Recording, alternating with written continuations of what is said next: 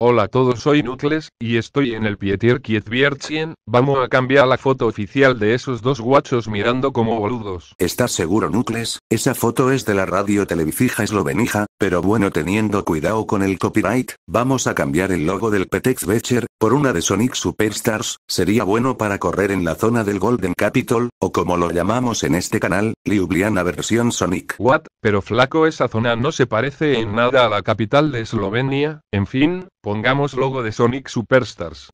Listo, flaco, acá está el logo de Sonic Superstars tomando el lugar del Petex Becher. Sí, pero no queremos que Radio Televisiva Eslovenija vea esto, sino, Sega, empresa que hizo personajes conocidos como nosotros, lo demandaría de manera ilegal, así que el Radio Televisiva Eslovenija no creo que venga acá, es decir, uno de los empleados de ahí, y los eslovenos no saben el hispanski, pero sí hablan recontrafluido el angliski. Bueno, Nucles, no entres en pánico. Bueno, ahora terminaremos el video. Adiós.